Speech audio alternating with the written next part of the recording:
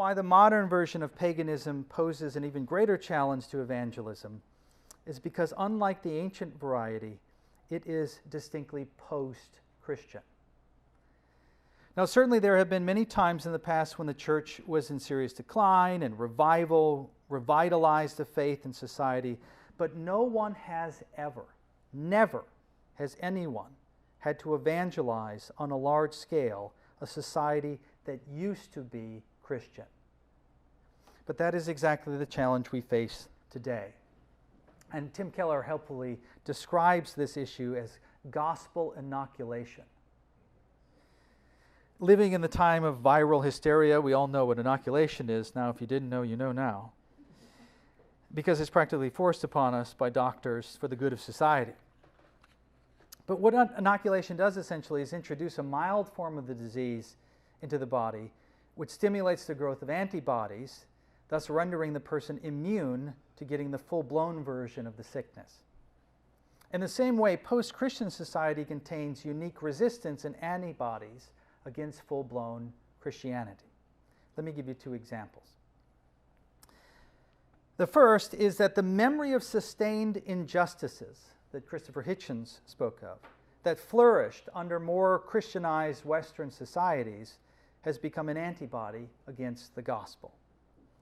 Meaning that Christianity was big back when black people had to sit in the back of the bus, and when white men, or I'm not going to say white men, when men in general, without consequence, beat up women.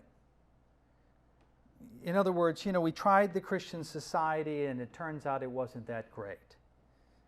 We've been there and we've done that, thank you very much. And thus the church's past failures to incarnate the gospel then function as an antibody to someone receiving the truth. And here's something that makes it even harder, I think, in very recent times, is that today this is augmented by widespread chronological snobbery. It's a disease that everyone has, this eviscerating level of self-righteousness that's directed at even the recent past.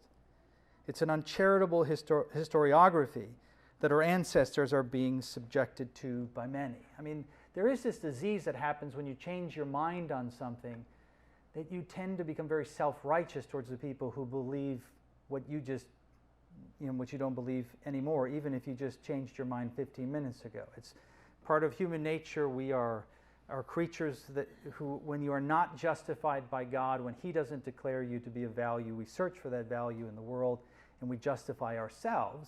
So we have a tendency towards this, but we are living in an age where this is just on another level. I'll just give you a quick example, and I'm just mentioning this. I know it's an issue that we need to discuss in detail in the coming days, but in the current debate over race, for example, and I hesitate to even call it a debate, it's really just an upheaval.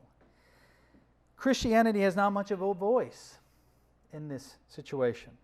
Past bad actors have in part undermined our credibility. And for at least a certain segment of our culture, unless we are willing to turn our back on our brothers and sisters who have come before us, or even turn our back on brothers and sisters who disagree with us in the moment, unless we are willing to blaspheme their name, unless we are willing to bow down to their ideology, then we won't have a seat at the table. Right? Then the alternative is that we just have to remain silent. And so it's not just that, there have been Christians in the past who have done terrible things. That's absolutely true. We have to fully embrace that truth. But what's connected to that would be hard enough, but what's connected to that now is a zero tolerance for that kind of behavior. If you weren't woke back in 1925, then you're worthless in 2020.